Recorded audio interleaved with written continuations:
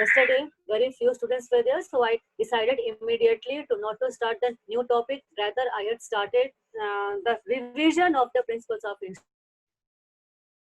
Okay, all 7 principles of insurance we did yesterday. Now you can see at page number. You can see at page number 94. Page number 94. In page number 94, you can see the differences between life, fire, and marine insurance. Life, fire, Ma'am, and marine. NCERT book.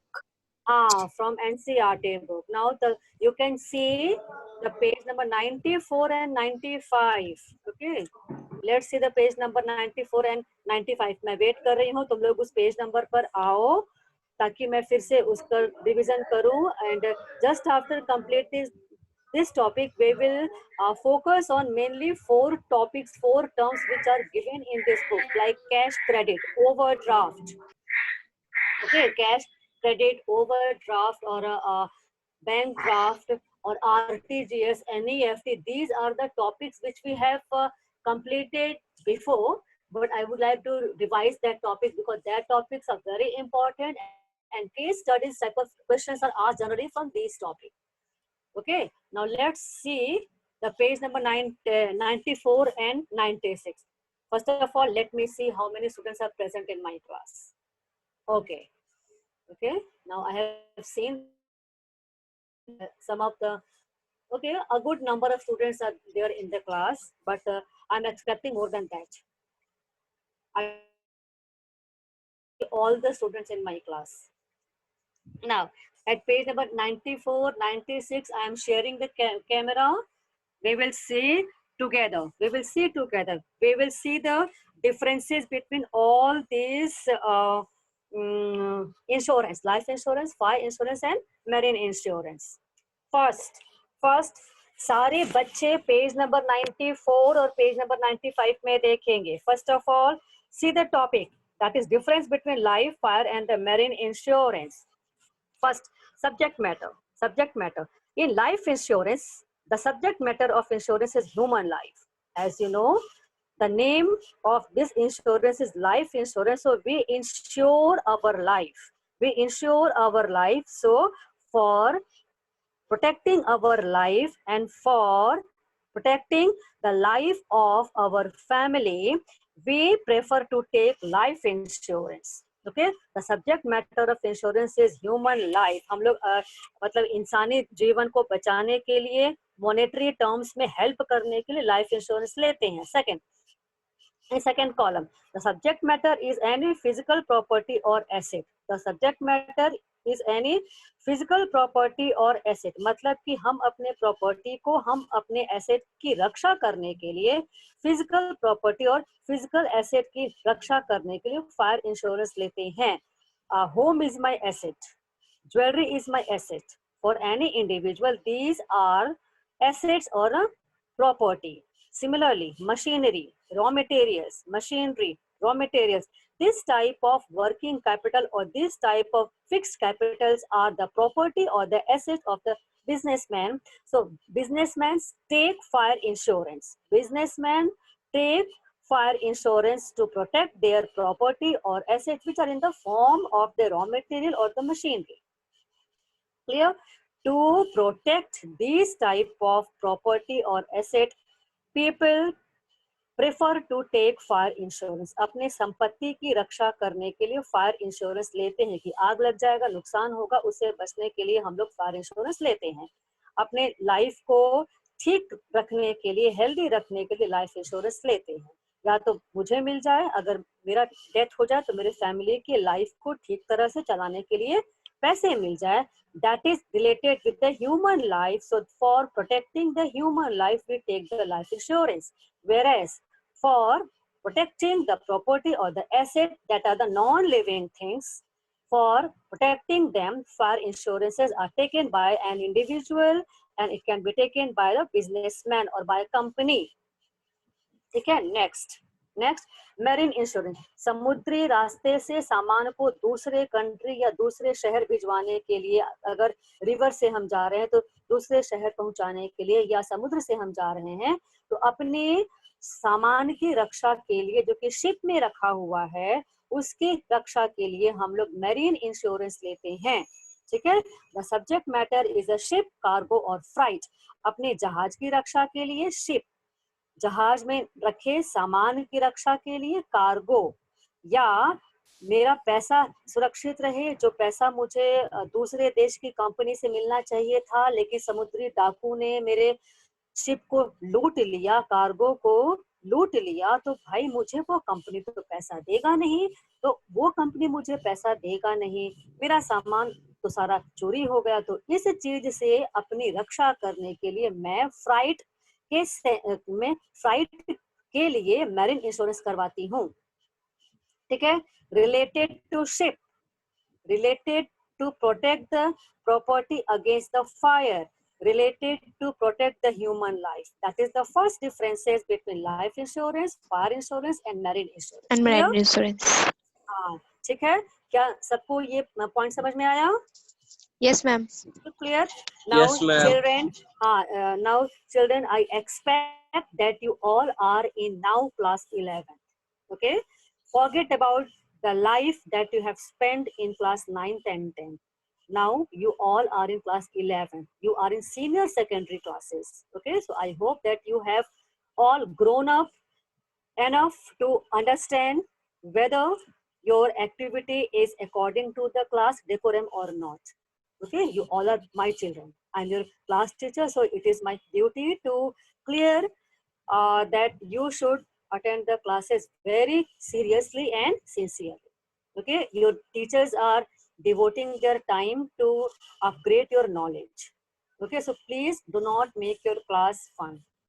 Okay, the first thing. चलो ये हो गया. Second element, life insurance has the element of protection and investment or both. जो बच्चे ध्यान से सुनेंगे उनको अच्छा मार्क्स मिलेगा. जिनको क्लास 10th में 70% आया उनको क्लास 11th में 80% आना चाहिए, उनको क्लास 12th में 90% आना चाहिए. Okay, so jump to class 11 and 12th by 10%. By 10%, you have to jump from class 10 to 11, 11 to 12. Okay? If you have got 70% in class 10, you all must get 70% or 80% in 11 and then 90% in class 12, because if you are getting less than 90%, you will not be able to get any good college. So please, it's my request, my humble request to attend all the classes very seriously and very carefully. Now, chalo, life insurance has the elements of protection and investment or both. भाई बहुत अच्छी चीज है. Life insurance का जो पैसा मैं premium के तौर पे लाइफ इंश्योरेंस कंपनी को मैं देती हूँ, लाइफ इंश्योरेंस को मैं देती हूँ ना, तो वो पैसा जिस कंपनी को मैंने दिया, that money will be used by that life insurance to use it for investment purposes. ठीक है, लाइफ इंश्योरेंस मैंने लिया, मैंने पॉलिसी खरीदा, ठीक है, मैंने पॉलिसी खरीदा, उस पॉलिसी से मेरा लाइफ भी प्रोटेक्ट होता है, मेरा लाइफ भी प्रोटेक्ट होता है, और इन्वेस्टमेंट भी कंपनी करती है किसी दूसरे काम में. अगर ये गवर्नमेंट का है, LIC जो है ये गवर्नमेंट का है, ठीक है, स्टैट्यूटरी बॉडी है ये, तो ये अगर लाइफ इंश्योरेंस मैंने लिया जो कि गवर्नमेंट का है, तो गवर्नमेंट के पास जो पैसा गया उस पैसे को गवर्नमेंट यूज करती है कंट्री में इन्वेस्टमेंट पर्पसेस के लिए. ठीक है, तो this money is used by the government for building up the infrastructure. ठीक है, इस पैसे को गवर्नमेंट कहीं पर लगा देती है तो देश का डेवलपमेंट भी होता है, तो ये इन्वेस्टमेंट पर्पस के लिए भी काम में आता है. और जब डेथ होता है तो उस इंश्योर्ड को पैसा भी मिल जाता है. तो दो काम होता है बच्चों, protection of human life and investment, protection of human life and investment. ठीक है, तो life insurance is used for protection of human life and for the development by investment. ठीक है, ये first. Second, fire insurance has only the element of protection and not the element of investment. Okay, if you have taken the fire insurance, that is generally for 1 year children. Fire insurance runs only for 1 year.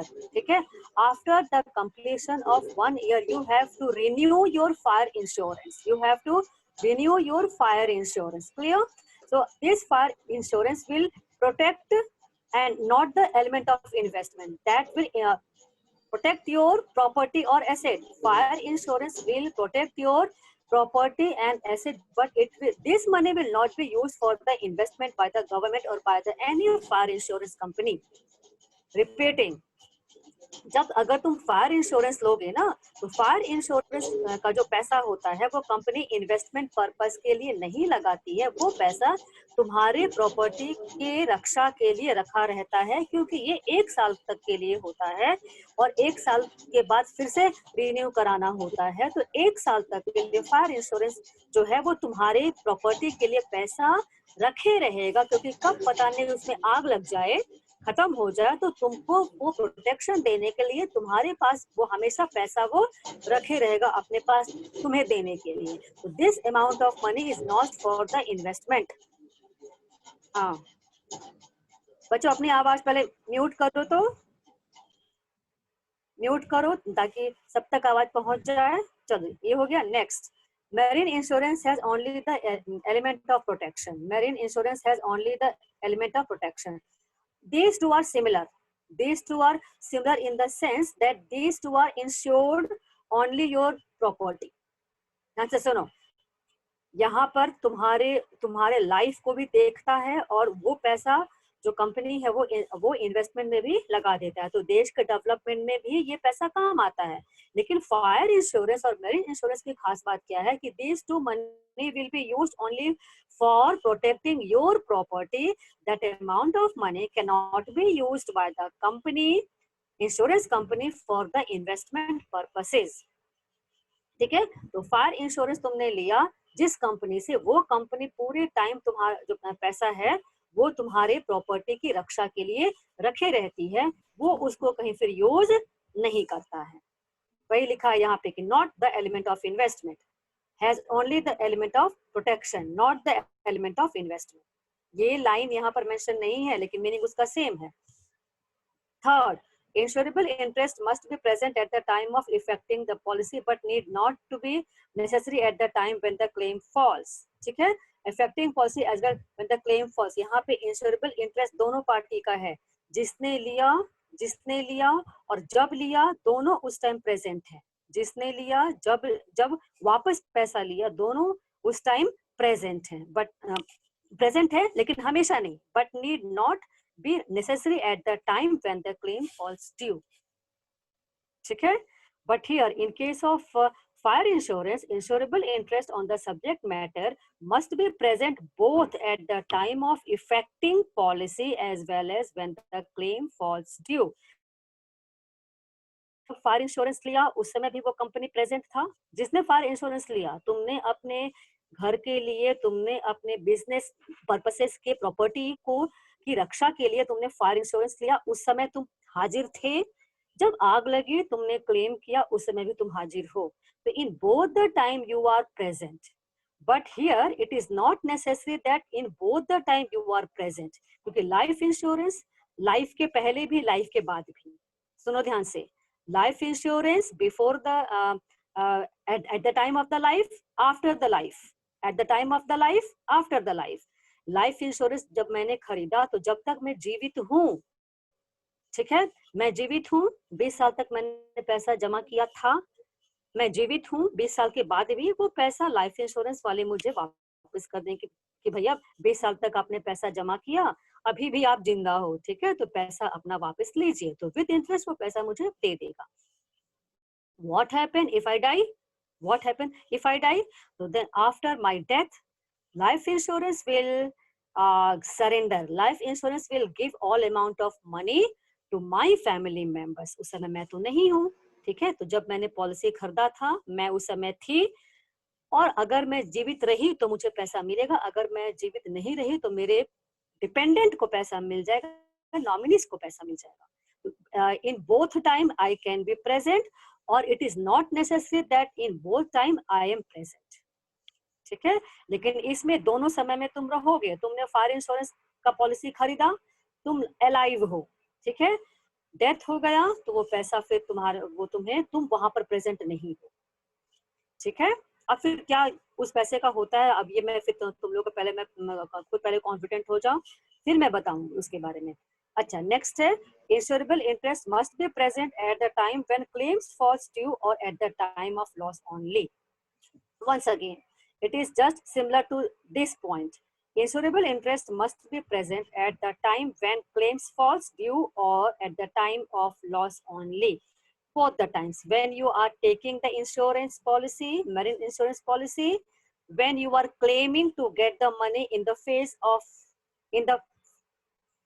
loss, in the phase of loss, in both the time you are present. तुमने जब policy खरीदा था तुम उस समय भी हो, जब तुमने क्लेम किया लॉस हो गया तो उस समय भी तुम प्रेजेंट हो. In both the time you are present. तो दोनों टाइम में तुम्हारा इंश्योरेबल इंटरेस्ट है, दोनों टाइम में तुम्हारा इंश्योरेबल इंटरेस्ट है. लेते समय भी थे, लॉस हुआ, वापस लेते समय भी तुम हो. पॉलिसी खरीदते समय भी तुम थे, लॉस हो गया, पैसा वापस लेते समय भी तुम प्रेजेंट हो. पॉलिसी लेते समय तुम जीवित थे, पॉलिसी वापस लेते समय तुम जीवित नहीं भी हो सकते हो. तो ये तुम्हारा फीचर हो गया third. Children, I'm not going to go in very detail in all the points. I'm clearing only 4 to 5 points. So altogether we have seen all these three: first, second, third. Subject matter, element, insurable interest. Now it's your duty to read on your own, self study. ठीक है. Duration, ये देखो बहुत आसान है. Life insurance policy usually exceeds a year and is taken for longer periods ranging from 5 to 30 years or whole life. सोचो कितना effective है ये, सोचो कितना इफेक्टिव है. And I hope that in your family everybody is having life insurance policy. I know, I am dead sure that you are having life insurance. सबके घर में life insurance policy लिया जाता है. तो क्या वो कब तक होता है? 5 to 30 years. ठीक है, 5 से 30 साल तक पैसा जमा करते रहो, प्रीमियम तुम देते गए. 30 इयर्स के बाद तुम जीवित हो, तुमको पैसा मिल जाएगा. ठीक है, और अगर खत्म हो गया तो भी पैसा मिल जाएगा. यानी ये तुम्हारे होल लाइफ का रिस्क कवर करता है. ठीक है, life insurance. Fire insurance policy usually does not exceed a year. Fire insurance policy usually does not exceed a year. Fire insurance is taken for a year. Okay, it is taken for a year. And if you want to continue again, you have to renew your fire insurance. फिर से तुम उसको renew कराओगे, फिर से नाम लिखोगे, कितने का पॉलिसी ले रहे हो, प्रॉपर्टी क्या है, डिटेल दो, फलाना ठिकाना, सब कुछ करना होगा इसमें. ठीक है, but it is not renewed. That single policy will continue right from 5 to 30 years or just after your life. पर लाइफ के बाद भी ये जिंदा रहता है. तुमको पता है इसका एक ऐड आता था लाइफ इंश्योरेंस का बहुत पहले. इसका एक बहुत अच्छा स्लोगन था, लाइफ इंश्योरेंस लाइफ के पहले भी लाइफ के बाद भी, एक बार मरकर तो देखिए. ये इसका ऐड था. तुम लोग छोटे हो गए उस समय, तुम लोग को याद नहीं होगा. आता है मैम, अभी भी आता है. जिंदगी के साथ भी, जिंदगी के बाद. हाँ, जिंदगी के साथ भी, जिंदगी के बाद भी. Very good. LIC का ऐड था मैम, अभी भी आता है. हाँ, LIC का ऐड था. और पता है इसमें पहले क्या बोलता था, बहुत अच्छा लगा वो स्लोगन मुझे, कि लाइफ इंश्योरेंस का कितना वर्थ है, कितना इसका इम्पोर्टेंस है. तो उस एडवर्टीजमेंट में क्या है ना, कि ये कितना ये अच्छा है, आप इसको एक बार लेकर के तो देखिए, आप एक बार मरकर तो देखिए, मतलब आप मर जाइए फिर देखिए कितना ये यूजफुल होता है. तो लाइफ के साथ भी, लाइफ के बाद भी, जिंदगी के साथ भी, जिंदगी के बाद भी. ये तो अब देता है ना, पहले था ना कि एक बार मरकर तो देखिए, मतलब मरने के बाद भी देखिए. ये कितना फेथफुल है आपका, कितना लॉयल है आपके लिए, कि आपके डेथ के बाद आपके फैमिली को ये पैसा दे देगा. ठीक है, दिस द ड्यूरेशन. ये तो हो गया. Not exceed the marine insurance policies for one और पीरियड ऑफ वॉयज और मिक्स्ड. ठीक है, इट इज फॉर वन, या तो ये 1 साल के लिए होगा. ठीक है, अगर ये 1 साल के लिए नहीं होता, इसमें शायद कुछ ऐसा टर्म्स एंड कंडीशन होगा कि अगर ये तो ये लोगे तो 1 साल के लिए लोगे. अगर 1 साल के लिए नहीं होगा तो होगा क्या, अगर 1 साल के बाद भी वॉयज पर जा रहे हो, तुम ट्रिप पर जा रहे हो. Voyage means long journey by sea, long journey by sea और in space is called voyage. ठीक है, समुद्री यात्रा या स्पेस में यात्रा, उसको कहते हैं वॉयज. ठीक है, तो तुम्हारे वॉयज के टाइम में अगर नुकसान होता है तो उस समय तक भी तुम अपना मैरीन इंश्योरेंस करवा सकते हो. तो चाहे तो ये 1 साल के लिए होगा या 2-3 साल के लिए होता होगा, ये मुझे कंफर्म करना पड़ेगा। जब या फिर दोनों के लिए कि भाई अगर 1 साल के बाद होता है, वॉयज में प्रॉब्लम होता है, तो क्या ये पैसा मुझे मिलेगा? तो वॉयज के टाइम में जो भी प्रॉब्लम होता है, समुद्री डाकू तुम्हारा सामान पूरा लूट लेते हैं, शिप को नुकसान पहुंचाते हैं, शिप को टक्कर पहुंचता है किसी ग्लेशियर से टाइटेनिक की तरह, तो उस समय ये तुमको तुम्हारा पैसा वापस कर देगा। ठीक है, now next and the last because point number 5, 6, 7, point number 8, 9 all are given, but I'm explaining only up to point number 5th. Point number 5th, indemnity. Indemnity means compensation. Indemnity means compensation, ठीक है, क्षतिपूर्ति, कितना नुकसान का भरपाई करता है ये तीनों पॉलिसी, ठीक है, life insurance, fire insurance and marine insurance, ठीक है, ये कितना तुमको हेल्प करता है, कितना क्षति की पूर्ति करता है, कितना कंपनसेशन देता है। तो देखो, life insurance is not based on the principle of indemnity, very interesting. Life insurance is not based on the principle of indemnity. भाई इसलिए ना, क्योंकि क्षतिपूर्ति का मतलब होता है किसी चीज का नुकसान अगर हो गया तो उसको जब उसको लॉस दोबारा होता दे है देना। तो हाँ, तो उसका जो मॉनेटरी वैल्यू होगा, मार्केट वैल्यू होगा, उसके पैसे को जब वापस मुझे मिल जाएगा, ठीक है, तो इसका मतलब है कि मैं तो नुकसान में नहीं रही, मुझे तो वो पैसा पूरा यस मिल मैम। गया। तो इस चीज को कहते हैं इंडेमिनिटी, इस चीज को कहते हैं इंडेमिनिटी। क्या लाइफ रिटर्न किया जा सकता है? No ma'am. नहीं ना, लाइफ अगर रिटर्न होता तो अभी इमरान खान, ऋषि कपूर, सुशांत सिंह राजपूत और वाजिद वाहिद खान। कौन, सब, हाँ वाजिद। सब आ जाते, कितना अच्छा होता। लेकिन ऐसा नहीं होता है। लेकिन ये क्या करेगा कि if they have purchase the life insurance policy, then life insurance will give them money, ठीक है, not to them but to their family. तो नॉमिनी और ये फैमिली। हाँ, ये क्षतिपूर्ति तो करता है लेकिन पूरी तरह से नहीं करता, क्योंकि लाइफ को नहीं। यहाँ पे देखो, यहाँ पर प्रॉपर्टी को नुकसान हुआ, तो in both the cases that property can be given back in terms of money. पैसा मिल गया, 2 लाख का प्रॉपर्टी जल गया, लुटेरे लूट लिए, तो पैसा उसका वापस मुझे मिल जाएगा, ठीक है। तो यहाँ पे इंडेमिनिटी का प्रिंसिपल फॉलो होता है, but here indemnity will not be there. Life insurance is not based on the principle of indemnity.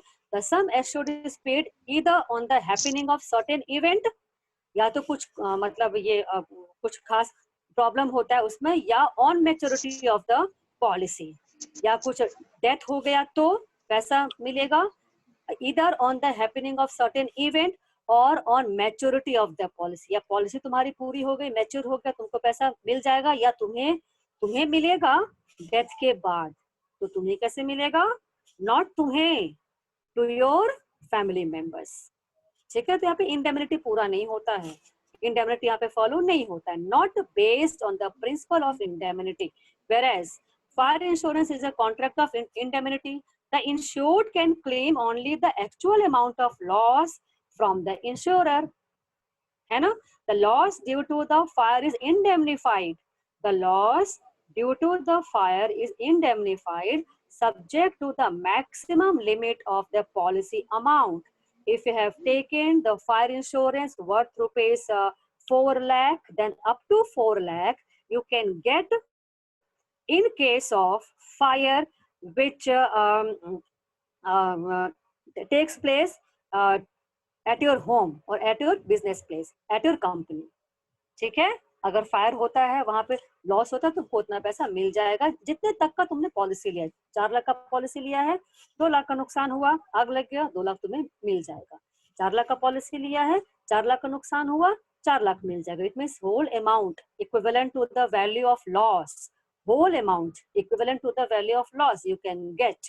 That is called the contract of indemnity, which is possible in case of fire insurance. Clear?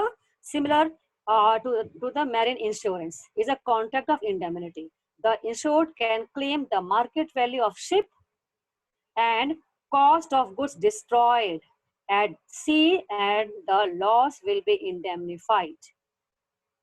क्या ये meaning तुम्हें समझ में आया? Yes ma'am. हाँ, meaning समझ में आ गया।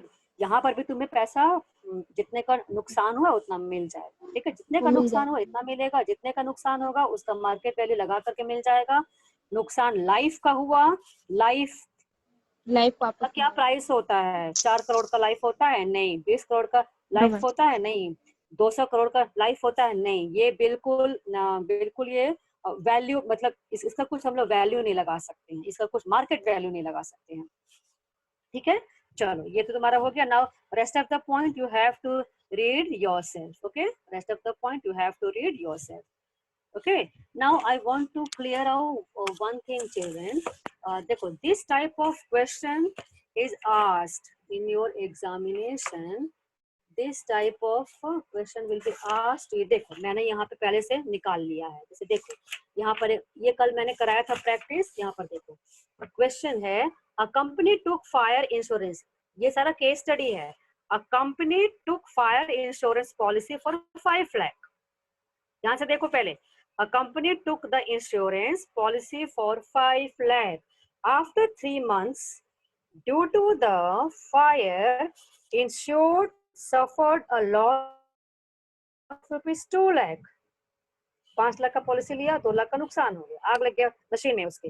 How much money will company get as compensation and why? How much money will company get as compensation and why?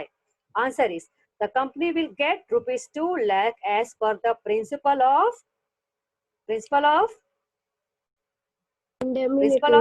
indemnity.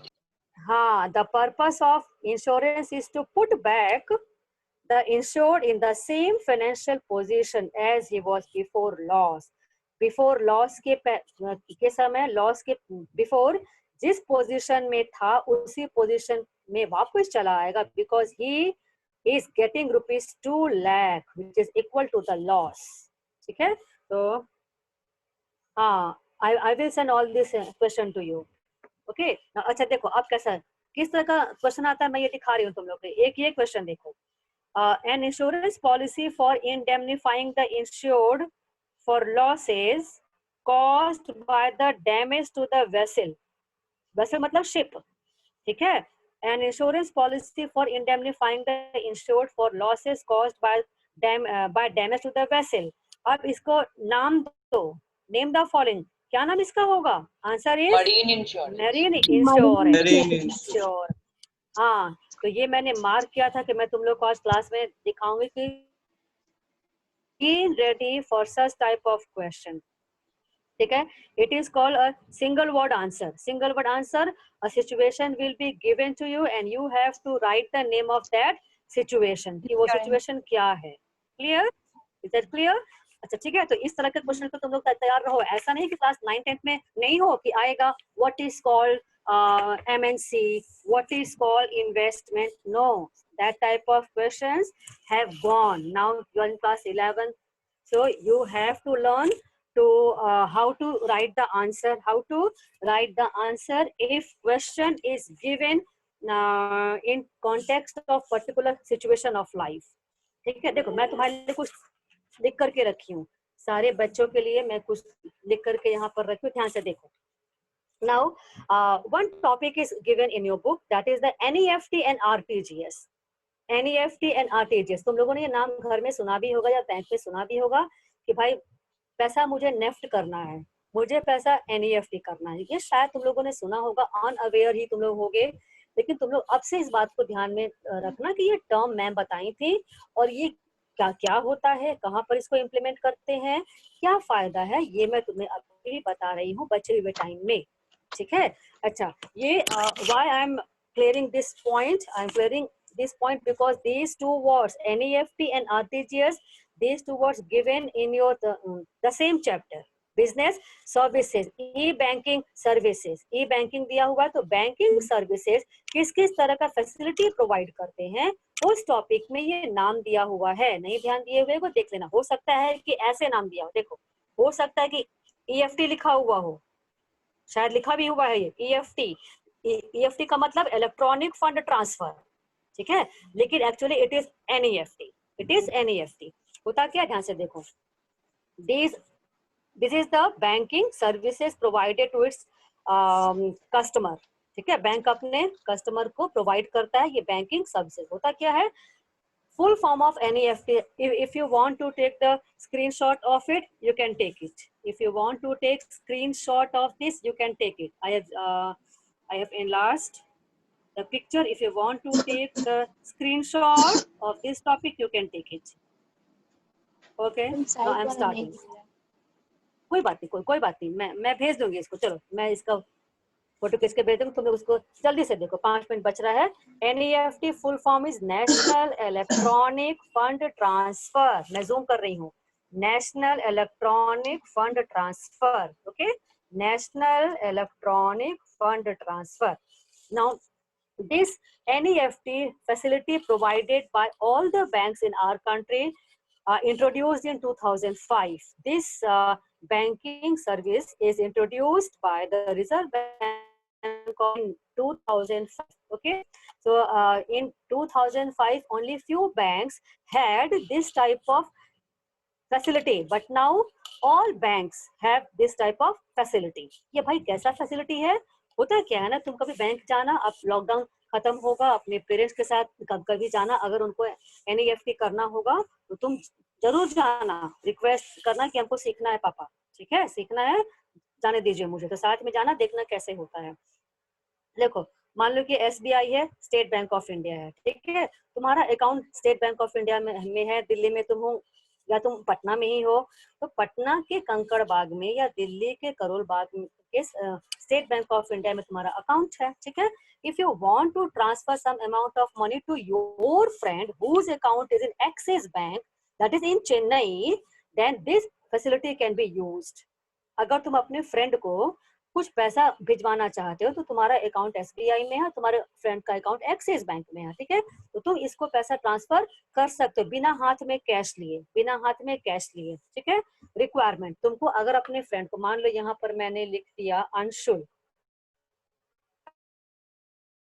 Anshul is in class or not, Anshul, and here suppose उत्कर्ष है यहाँ पर, ठीक है, तो अंशुल पैसा देगा उत्कर्ष को, तो अंशुल को क्या क्या चीज चाहिए, अंशुल को क्या क्या चीज चाहिए, तो अंशुल को चाहिए सबसे पहले उत्कर्ष का पूरा और सही नाम, beneficiary, Utkarsh will be here beneficiary because he is benefited, he is getting money from the Anshul, so Utkarsh is called beneficiary, वो लाभार्थी है, लाभ हो रहा है उसको।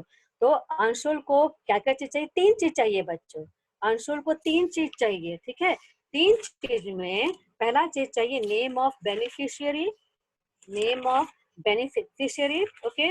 Next is account number of beneficiary, Utkarsh का अकाउंट नंबर चाहिए और उत्कर्ष का IFSC कोड चाहिए, मतलब उत्कर्ष के बैंक का अकाउंट नंबर हो गया, उत्कर्ष का पूरा सही नाम हो गया, पूरा सही नाम, उत्कर्ष का अकाउंट नंबर, उत्कर्ष के बैंक का IFSC कोड, ठीक है, ये होता है Indian financial system code, Indian financial system code. तुम लोग देखना तुम्हारे घर में जो चेकबुक होगा ना, चेकबुक में ये साइड में लिखा हुआ होगा IFSC कोड, ये IFSC कोड चाहिए। Taking the help of these 3 information about Utkarsh, Anshul can transfer any amount of money, not any amount of money, that will be discussed later on. Anshul can very easily transfer some amount of money to the Utkarsh with the help of these 3 details of the Utkarsh, ठीक है। अब यहाँ पे है कि अगर अंशुल को जब पैसा ट्रांसफर करना होगा ना, तो अंशुल पैसा ट्रांसफर कर सकता है between 8 AM to 6:30 AM, not before 8 AM, not after 6:30 AM. इस टाइम के बीच में if you want to write it, you can mention in your copy because this is not mentioned in your book. 8 बजे से लेकर के, सुबह 8 बजे से लेकर के शाम के 6:30 बजे तक NEFT में पैसा ट्रांसफर होता है, ठीक है। अच्छा, अब लिमिट कितना, अंशुल उत्कर्ष को 1 रुपए से लेकर के 10 से 25 लाख रुपए तक का पैसा ट्रांसफर कर सकता है। Minimum amount is 1 rupee, maximum amount is 10 to 25 lakh. कुछ बैंक कहते हैं कि 10 लाख का मैं पैसा ट्रांसफर आपका कर दूंगा, कुछ बैंक कहते हैं कि 20 लाख का पैसा ट्रांसफर कर दूंगा, तो इट डिपेंड्स अपॉन बैंक्स, ठीक है। लेकिन मिनिमम कितना, 1 रुपया, मैक्सिमम 10 से 25 लाख तक का पैसा तुम ट्रांसफर कर सकते हो। अच्छा, अब क्या होगा, if you want to transfer your money to your friend, some charges will be there, you have to pay of money to the bank, which is very nominal. You have to give from 2.5 2.5 रुपए to 25 रुपए, मतलब 2.5 रुपए से लेकर के 25 रुपए तक का तुमको कुछ कमीशन, कुछ पैसा देना होगा बैंक को. इतने पैसे लेकर के तुम्हारा पैसा वो आराम से ट्रांसफर कर देंगे इतने से इतने टाइम के बीच में. Okay, next is fund transfer